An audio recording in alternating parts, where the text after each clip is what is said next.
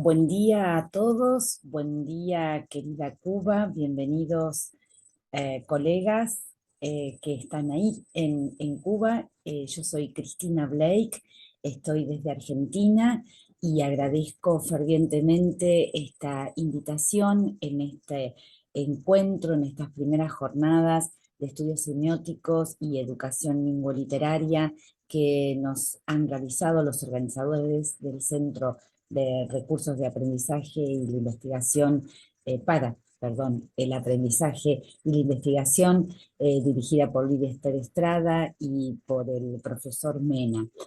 Calurosamente quiero también no solo saludarlos a todos, sino agradecerle al profesor Israel Acosta Gómez, con quien tengo la suerte de poder estar comunicada ya desde hace tiempo por investigaciones académicas y por nuestros encuentros en distintos eventos. Más allá de este agradecimiento, quería además, por supuesto, comentarles mínimamente cuál es mi trayectoria. Yo soy profesora en letras, licenciada en enseñanza de la lengua y la literatura y magíster en libros y literatura infantil y juvenil. Los dos primeros títulos que mencionaba los pude obtener en la Universidad Nacional de La Plata, en la cual también trabajo, y el último, el máster, lo pude realizar en la Universidad Autónoma de Barcelona.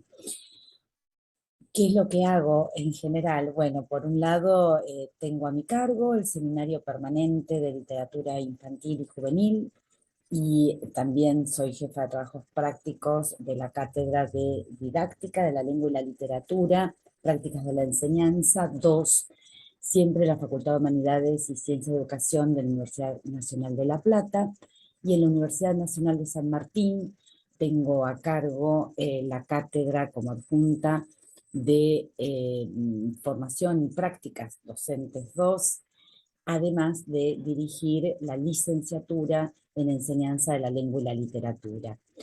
En ambas instituciones, en ambas universidades, yo también soy investigadora, en el caso de la Universidad Nacional de La Plata, dentro del Centro de Teoría y Estudios Críticos Literarios, y en el caso de la Universidad Nacional de San Martín, en el Laboratorio de Investigaciones de Ciencias Humanas.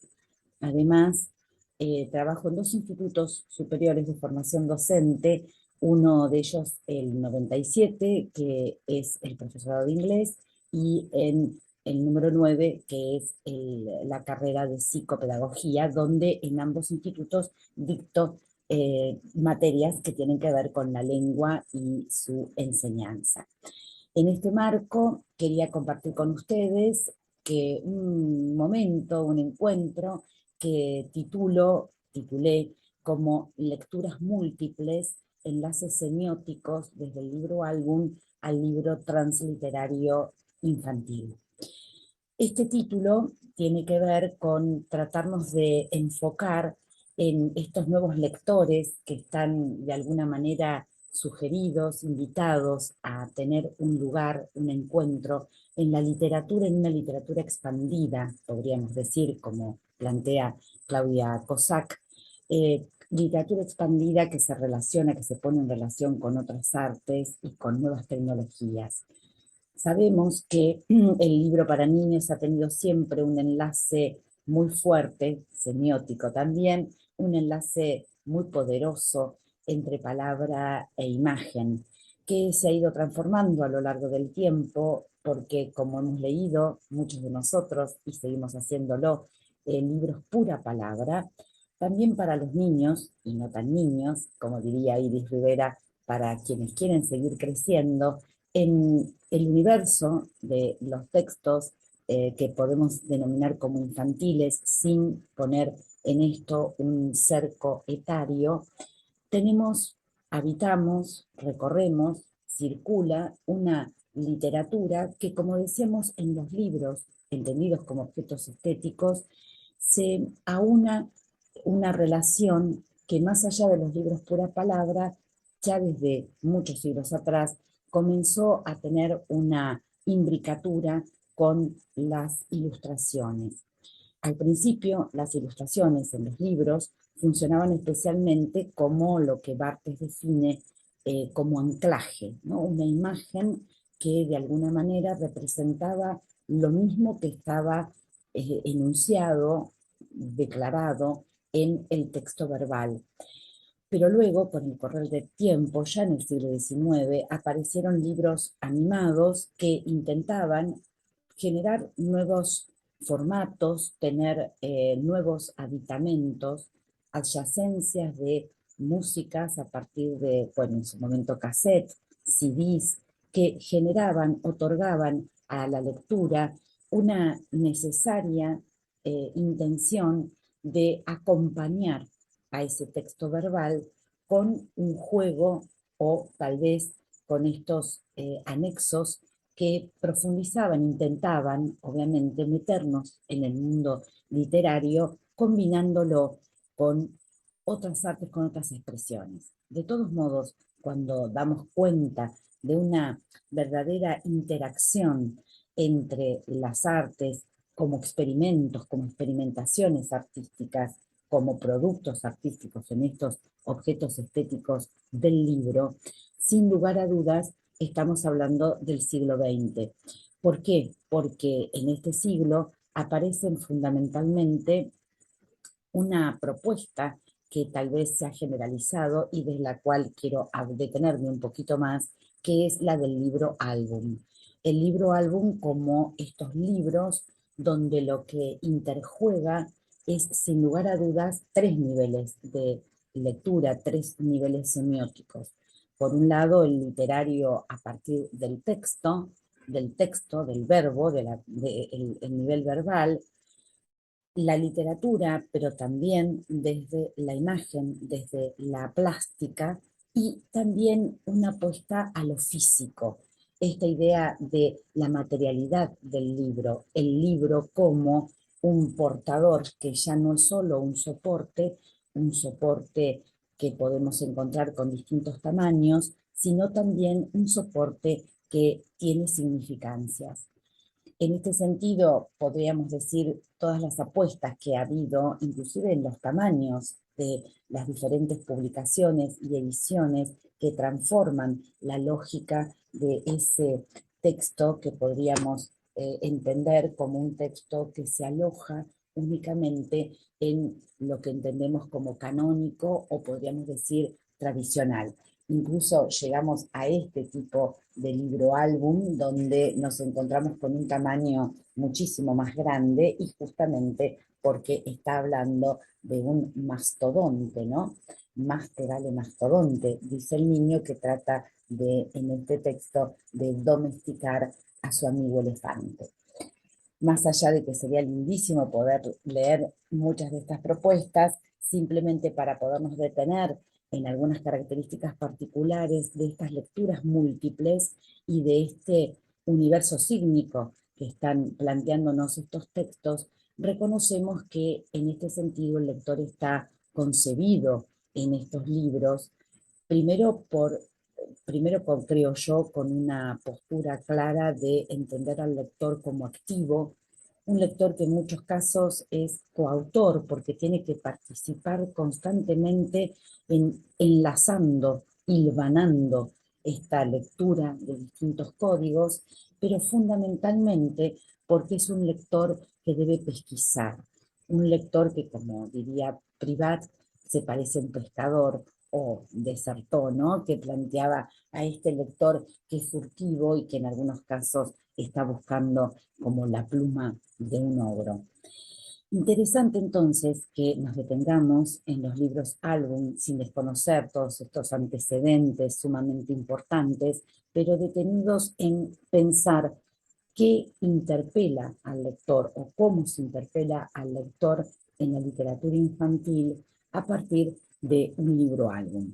Quería tomar como ejemplo, hay tantos aspectos para revisar y tantos libros, pero me parecía interesante recorrer con ustedes uno específico para que después podamos sacar ciertos corolarios que tienen que ver con dos características que me gustaría que poner en claro en relación a nuestro tópico. Principalmente una diferenciación entre lo que les anunciaba, entre el libro álbum y el libro transliterario. El libro álbum, como decíamos, trabaja, inserta, funciona con estos tres niveles.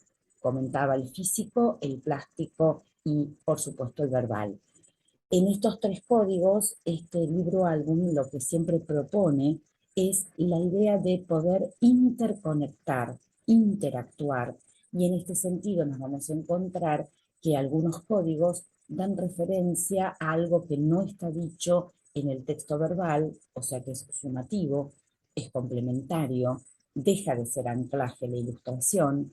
En otros habita el puro silencio, es toda la ilustración, y entonces la palabra que se activa en tal caso será una palabra que opera en el silencio.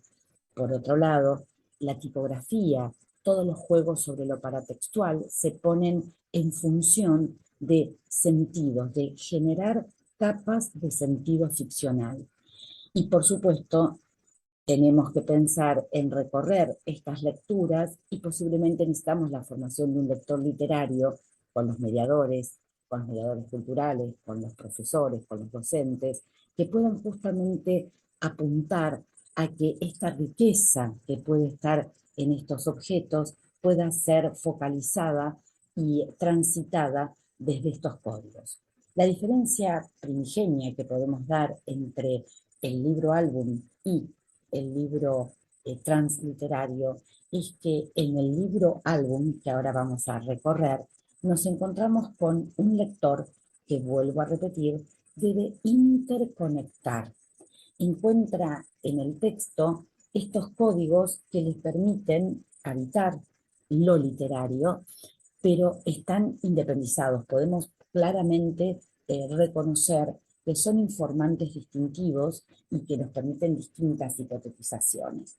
En cambio, en el libro transliterario vamos a encontrarnos que hay un contagio en el nivel verbal, y aparecen sumativamente otras artes y otras tecnologías que justamente potencian otros niveles, otras dimensiones, y donde el lector pasa a ser ya no solo un lector activo, sino un lector performativo. Estas lecturas múltiples me parece fundamental que las podamos mínimamente recorrer para distinguir sus características y, en lo posible, meternos en algunos aspectos que justamente nos entronizan en ser lectores de lo metaficcional, ser lectores de ciertos procedimientos literarios, de figuras, inclusive retóricas, que podemos haber conocido solamente en lo verbal, que también instauran, se alojan, decíamos, en las imágenes. Un texto, un libro, álbum que me parece sumamente interesante compartir con ustedes en la brevedad del tiempo que poseemos, es este, Cuento Escondido, de Laura de Betach, una autora argentina que aún está entre nosotros físicamente, y podríamos decir que es fundacional de lo que se conoció como el boom de la literatura argentina, pero que ya desde los años 60 estaba generando producciones, junto con el ilustrador O'Keeffe. Ya desde aquí nos damos cuenta que tanto Laura de Betach como el ilustrador tienen un lugar preponderante, porque ilustrador y textos, las ilustraciones y los textos ya conviven, ¿sí? E incluso en muchos casos los ilustradores se ocupan de este otro nivel que decíamos que aparece en el libro álbum, que es el diseño gráfico.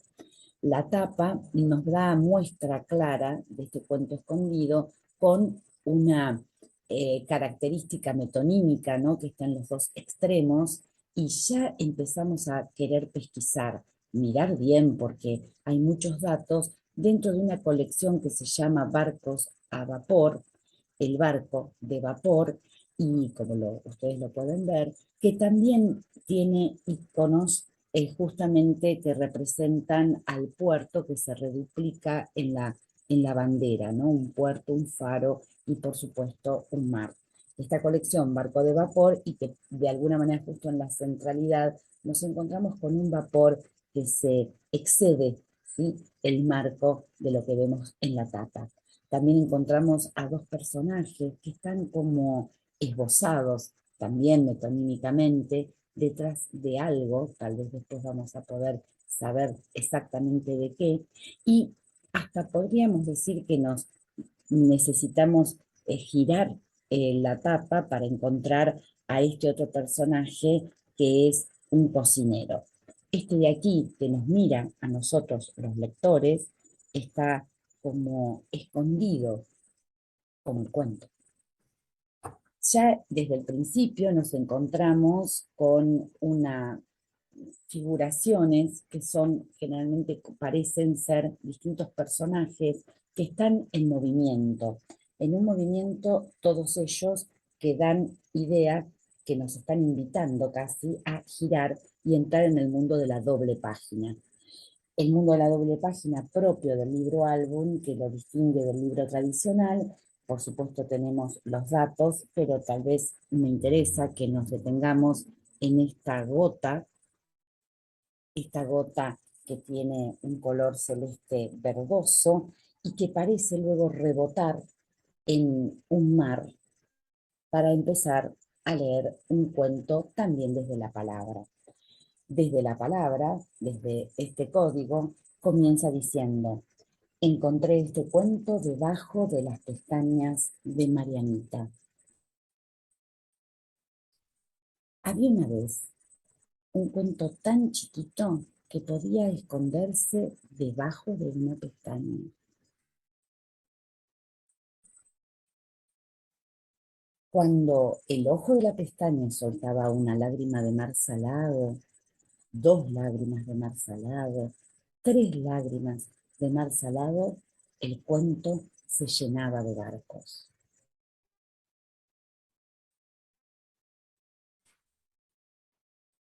En los barcos iban apilados, enredados, divertidos, enojados, desflecados, encantados, muchos marineros, cocineros, bailarinas, mandarinas, trompetistas,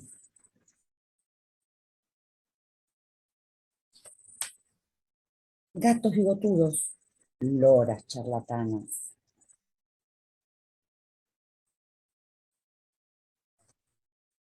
costureras, tragafuegos, peluqueras, bebés, saltarines, abuelitos.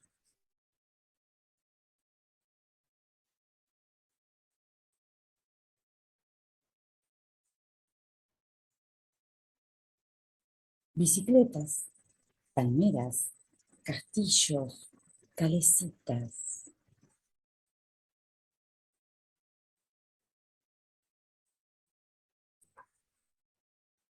otros barcos y ananas.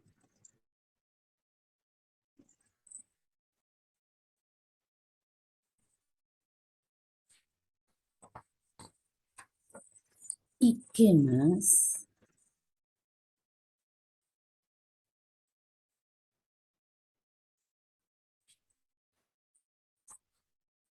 Y ya está. En el puerto escondido no cabe nada más. Ni un ratón, ni un poroto, ni un gorgojo.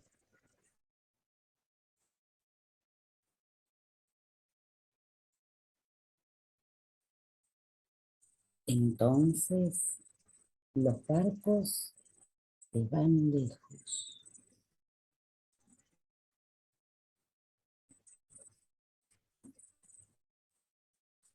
Tan lejos que ya parecen granitos de arroz, semillas de amapolas, polvillo de sol.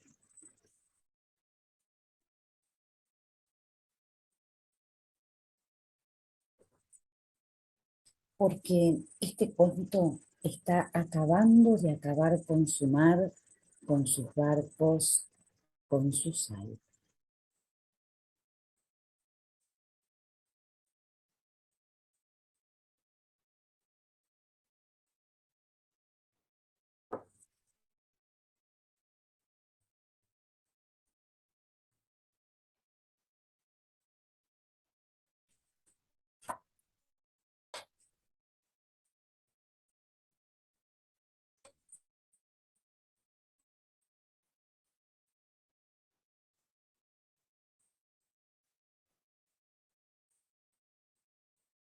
como una invitación duplicada.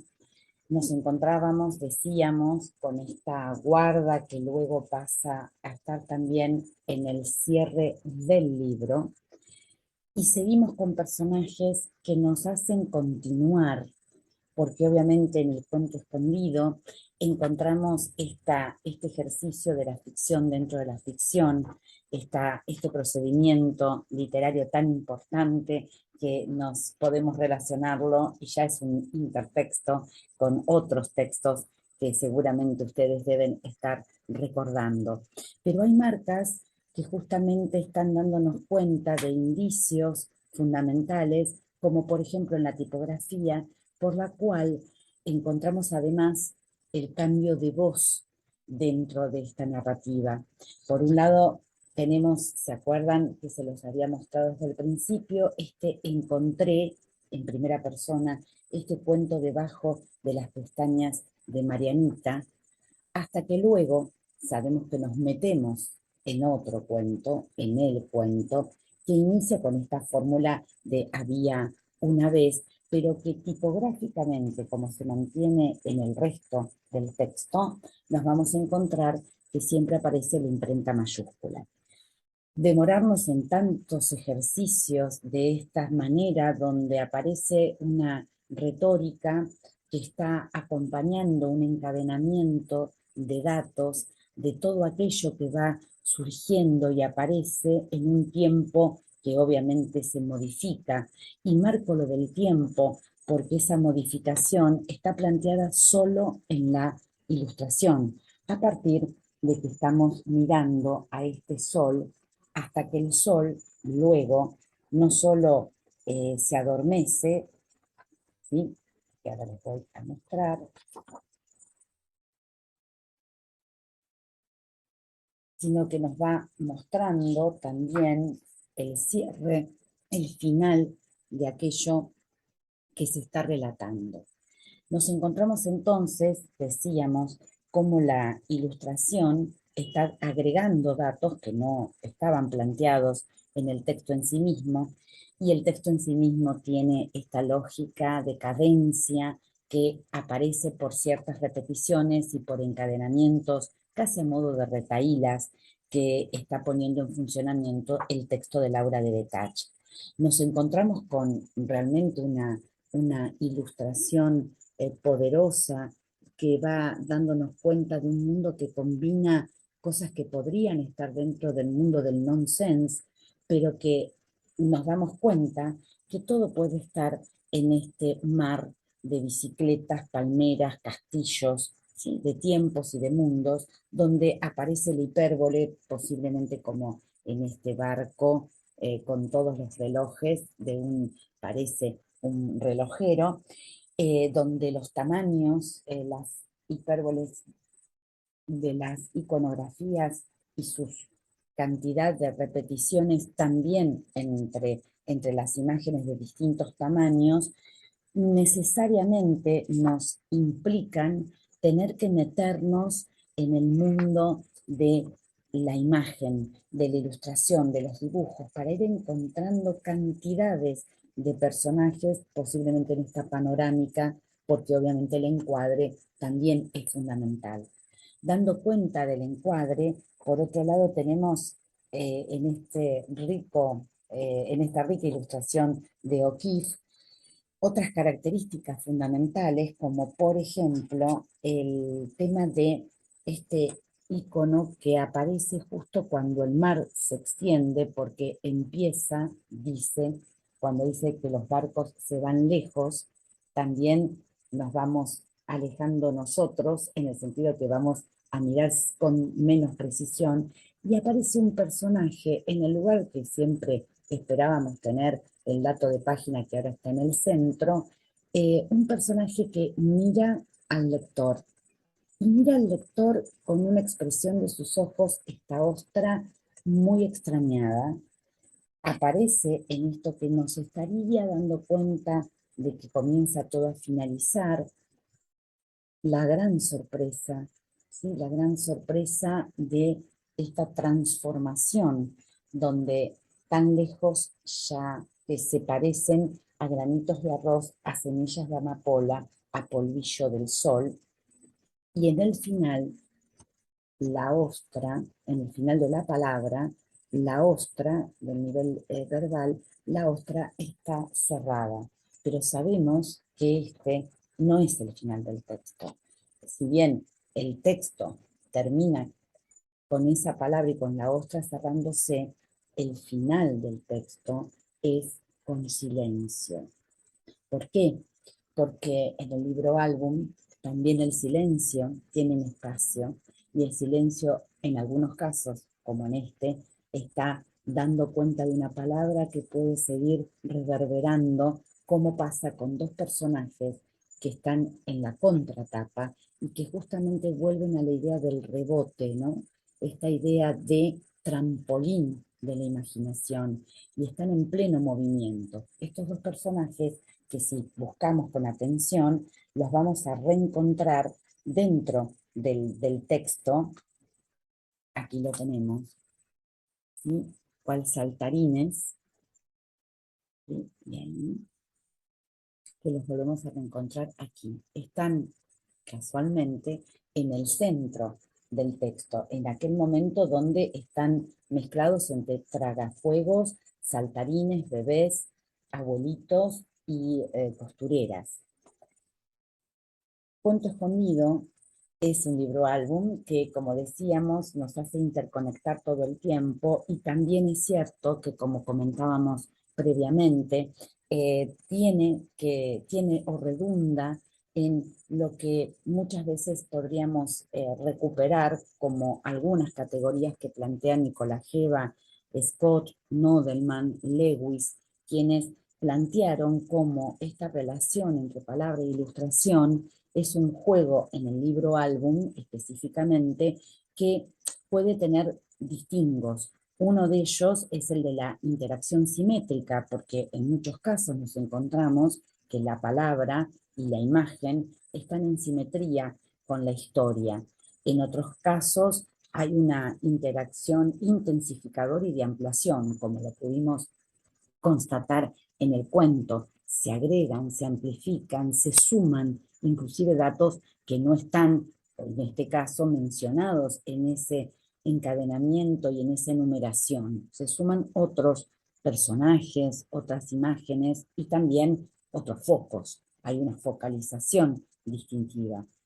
La interacción también puede ser entre palabra e imagen absolutamente complementaria, en tanto podemos de alguna manera interconectar porque recuperamos el referente en el código verbal y lo encontramos o lo resignificamos en el texto, como puede ser lo del sol, o puede haber sido la gota, o la idea de rebote en Cuento Escondido. Y también en algunos casos puede haber una interacción contradictoria o una interacción asimétrica. En muchos casos esto puede operar porque justamente la ilustración está tratando de dar cuenta de algo distintivo, hasta en forma de oxímoron, podríamos decir, respecto de lo que está presentado o planteado en la palabra. La riqueza de estas interacciones son más que abundantes y sé que no las vamos a agotar en este encuentro de hoy, pero sí quiero tener y darles una invitación fervorosa a poder leer de este modo y leer todo el tiempo todos estos códigos que nos están planteando una necesidad de recuperar y de revisar una lectura que creemos que el niño actual tiene amplificada, como es la de la imagen, y no siempre es así. Es interesante cómo volvemos a lo literario a partir de estos encuentros que decíamos recién de diferentes códigos. También es cierto que el libro álbum nos incluye en algo que después va a reverberar y va a ampliarse, a extenderse enormemente en los planteos de los textos transliterarios, que tiene que ver con la metaficción. Es real como en muchísimos textos aparece esta idea de ficción dentro de ficción y fundamentalmente de poder metaficcionalmente sí, si bien estamos metidos en una ficción, trabajar sobre este nivel, si queremos, de la narración, diría Jeanette, por lo cual nosotros podemos reconocer el artificio del libro. Hay muchísimos casos, pero uno que me parece sumamente llamativo es el de Joanna en el tren de Catherine Scharer, que justamente muestra no al escritor, sino al ilustrador, que es la primera doble página con la que nos encontramos, que está escribiendo y empieza, y todo el texto, fíjense, ilustra el acto, el acto de esa escritura, las elecciones de esa escritura y de esa ilustración.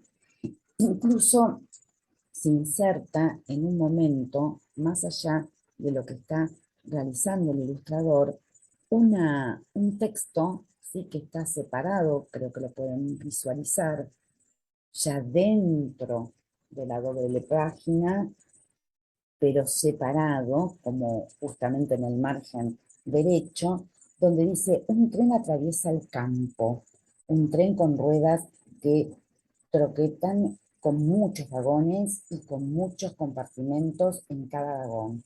En el primer compartimento viaja sentada una vaca y continúa, casi como si fuese el guión, ¿sí?, el guión escrito por el propio ilustrador, que lo vemos en el proceso de la ilustración.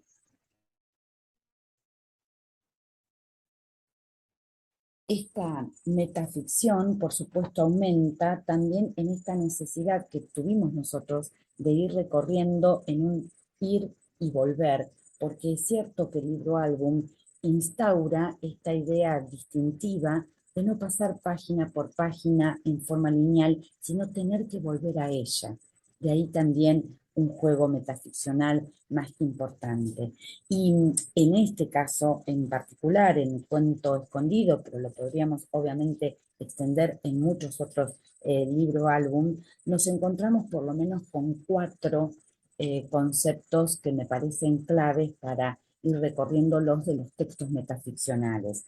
Uno de ellos, la indeterminación, especialmente en esta instancia donde nos encontramos con una indiferenciación, no podemos determinar lo que estamos viendo. Es tanto, hay una sobreabundancia de personajes, de tamaños, tanta información, donde esa indeterminación es un mecanismo de reconstrucción de la historia, tal vez más difícil, o por lo menos que nos implica una lectura de mucho foco y de estar instalando esas relaciones con el antes y el después de la historia relatada. Por otro lado, y en muchos casos nos encontramos con la reverberación, o sea, cómo el texto invita, ya sea por la ilustración, ya sea por la gráfica, ya sea por lo verbal, a las interconexiones, a los intertextos o hipotextos que puede tener. Obviamente ya la fórmula de había una vez resuena como eco de tantos había una vez de los cuentos tradicionales, pero también en este caso en particular aparece esta idea, creo yo, de la gota, el mar, el llanto que se transmuta.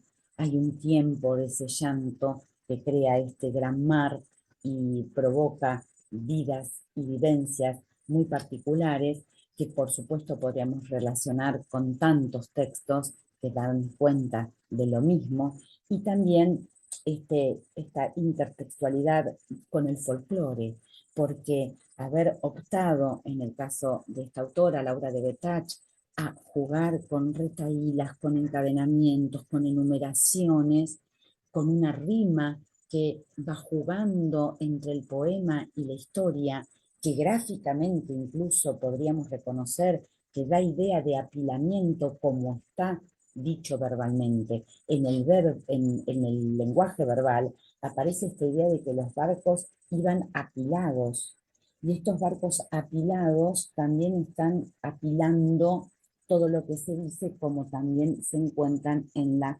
ilustración. Entonces, podríamos decir que hay reverberación, no solamente por esta técnica casi hasta de collage, podríamos decir, dado que hay dibujos y hay imágenes, pero fundamentalmente porque se superponen placas donde hacemos intertextos, donde vamos hacia otros textos. Hay inclusive una estrategia que se llama el cortocircuito, que es otra estrategia metaficcional que justamente nos emparenta, si queremos, con este juego de que los planos ficcionales se mueven a través posiblemente de los personajes o de ciertos objetos representados o mencionados, que van trasladándose de un lugar al otro. El cortocircuito, ¿por qué cortocircuito? ¿No? Porque genera un salto y sin duda aquí tenemos ese salto. Nos da la idea de que se corta ese circuito de término en el propio libro. Podríamos seguir saltando en la imaginación y como lo hacen estos pequeños personajes, también lo hacen estos personajes que los habíamos visto o tal vez los dejamos pasar en el medio, pero nos están diciendo que podríamos seguir con el cuento. De por sí este cuento es un cuento dentro de un cuento. ¿Por qué no saltar a otro cuento como vía posible? Bueno, solo esto sobre el libro álbum, pero para no demorarme en demasía, quería entrar en el mundo de lo transliterario. Nosotros hemos escrito, y digo nosotros porque estamos vinculados también con Sergio Frugoni y con Carolina Mathieu, son dos colegas que trabajan conmigo dentro del equipo de la Universidad de La Plata, y en el 2021 realizamos la escritura de un texto que por suerte gratuitamente lo pueden revisar si quieren para profundizar el concepto de lo transliterario y de la transliteratura, porque digo, no es solamente que el libro sea transliterario, sino la forma en que lo damos a circular y cómo lo podemos incluir en la enseñanza, que se llama Más allá del corral, transliterar la enseñanza. Y más allá de comentarles de que este libro está dispuesto se pueden incluir en internet y lo pueden encontrar gratuitamente porque es un libro concebido como libro digital. Ya en el título habla del más allá y recién comentábamos esta idea más allá del corral.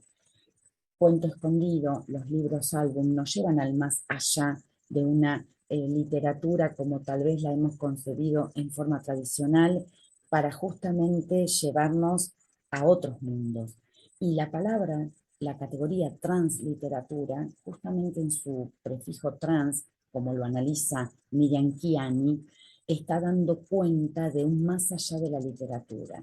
En los libros trans, más que en los libros álbum, aunque algunos libros álbum son libros transliterarios, hay una diferencia fundamental, decíamos. No necesitamos solo, o mejor dicho, no somos lectores que interconectamos, sino que la propia producción artística, generalmente realizada por autores integrales, que son plásticos, que son poetas, que son ingenieros de papel, o porque lo hacen en un equipo de trabajo, la propia propuesta artística está contagiada de las artes.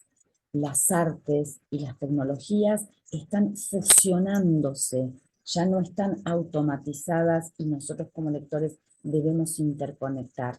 No. La propia propuesta nos lleva a tener dos características fundamentales: recorrer ese contagio mientras leemos y fundamentalmente ser lectores performativos. Hacemos la literatura mientras la vamos leyendo. Somos no solo coautores, sino que completamos, existe ese texto, ese libro, existe en formatos muy diversos, existe ese libro cuando lo recorro, cuando hago algo con él.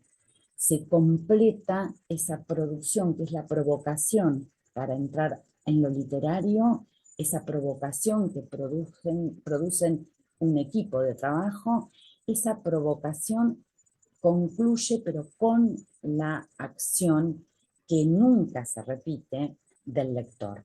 La lectura no solo es múltiple, sino que es multiplicadora. Y decía, ¿no? Esta idea de pacto ficcional que también podemos recorrer en toda la literatura, todos los que somos adictos a ella, sabemos que podemos leer tantas veces un mismo texto y tantas veces encontrar nuevas significancias. Pero en el caso particular de la transliteratura, esto es un planteo que aparte nos queda claro desde el principio, en tanto y en cuanto sabemos que hay una entronización con el juego. Jugamos, somos lectores que jugamos con lo literario, construimos lo literario con esta propuesta que está planteada en el libro transliterario.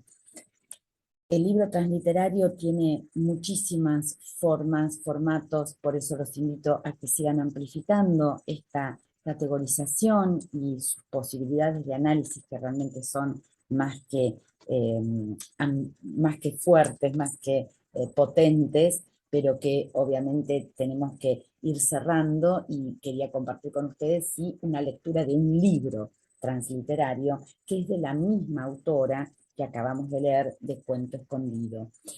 ¿Por qué digo de la misma autora? En realidad es uno de los autores, porque estamos también junto a Laura de Betach, ¿sí? Son textos de Laura de Betach, esta misma autora que es la del Cuento Escondido a nivel del código verbal, pero como notarán en estas cintas de Quién sabe, nos encontramos con ilustradores, con ingenieros del papel, con músicos, con cantantes, que luego nos invitan y los vamos a reconocer dentro de esto que, fíjense que lo saqué de una especie de bolsita y creemos que es o tiene toda el formato de una cajita de CD. Una cajita de CD con una cantidad de temas, o sea que podemos pensar que estamos habitando únicamente un CD, y por eso les decía que también hay músicos, recitadores que están incluidos en este listado. Pero lo interesante es que nos damos cuenta que, bueno, después de la cajita de CD, quién sabe qué más podemos encontrar dentro. Abro, intento hacerlo junto con ustedes, y no me encuentro con lo que generalmente vamos a tener en una cajita de CD. Abro y me encuentro con esto. ¿Con qué me encuentro? Me encuentro con unos cartoncitos troquelados, que les voy a mostrar con más detalle, y que me doy cuenta que podría perfectamente parar en algún lado donde hay personajes, hay una cerca, hay como a modo de decoración con solapitas, en este caso un macetero, también hay para insertar en alguna parte un farol, y me encuentro recién en el fondo con el prometido CD, que también se llama Quién sabe, y obviamente reconocemos con la misma tapa, esta reduplicación que comentábamos, ¿no?